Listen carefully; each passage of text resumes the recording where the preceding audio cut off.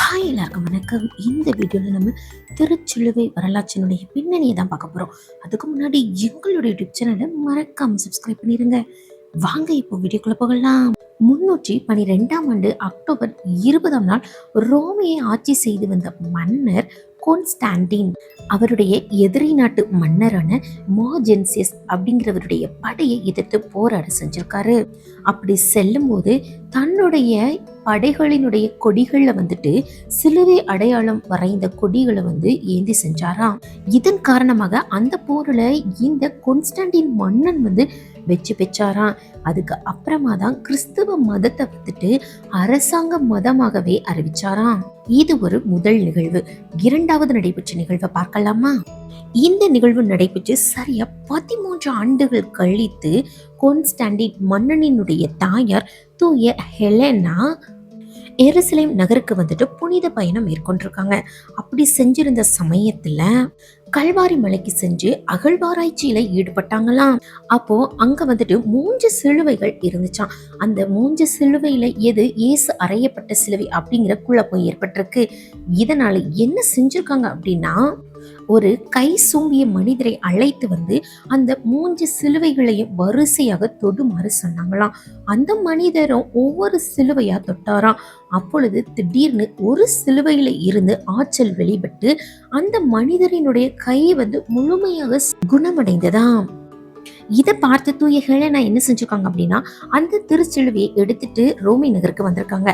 அங்க ஒரு ஆலயம் ஒன்றை கட்டி எழுப்பி அந்த ஆலயத்துல இந்த திருச்சிலுவையை நிறுவியிருக்காங்க. இந்த திருச்சிலுவை ரோமையில உள்ள ஆலயத்துல நிறுவப்பட்ட நாள் என்னைக்கு அப்படின்னா 326ஆம் ஆண்டு செப்டம்பர் 14ஆம் நாள். அஞ்சிலிருந்து தான் இந்த திருச்சிலுவை மகிமை நாள் அப்படிங்கிற ஒரு விழா ஒவ்வொரு வருடமும் கொண்டாடப்பட்டு வருது. சரி, இப்பொழுது மூன்றாவதாக நடைபெற்ற நிகழ்வை பார்க்கலாமா? வாங்க. 614ஆம் ஆண்டு பெர்சிய மன்னன் சோசரஸ் ரோமை நகரின் மீது படையெடுத்து இந்த திருச்சிலுவையை இங்கிருந்து எடுத்துக்கொண்டு போயிட்டாராங்க. இதை கேள்விப்பட்ட கெரக்லியூஸ் அப்படிங்கிற மன்னர் 628ஆம் ஆண்டு பெர்சிய நாட்டின் மீது படையெடுத்து சென்று இந்த திருச்சிலுவையை மீட்டு கொண்டு வந்தாராம். அப்படி இந்த திருச்சிலுவையை மீட்டு கொண்டு வரும்போது அதை மிகவும் ஆடம்பரமா அலங்கரித்து தூக்கி பார்த்தாராம். அவரால் அந்த திருச்சிலுவையை ஒரு அடி கூட நகர்த்தவே முடியலையாம். அப்போ அங்கிருந்த ஒரு ஆயர் அந்த மன்னர்கிட்ட சொல்லியிருக்காரு, இந்த திருச்சிலுவை ஒரு எளிமையின் அடையாளம். இதை நீ இவ்வளவு ஆடம்பரமா அலங்கரித்து தூக்கி பார்த்தா எப்படி உன்னால அதை நகர்த்த முடியும் அப்படின்னு சொன்னாராம். இதை கேட்ட அந்த கெரக்லியஸ் அப்படிங்கிற மன்னர் மிகவும் தாழ்ச்சியோட அந்த திருச்சிலுவையை தூக்கி பார்த்திருக்காரு. இப்போ அவரால் மிகவும் எளிதாகவே அந்த திருச்சிலுவையை நகர்த்த முடிந்ததாம்.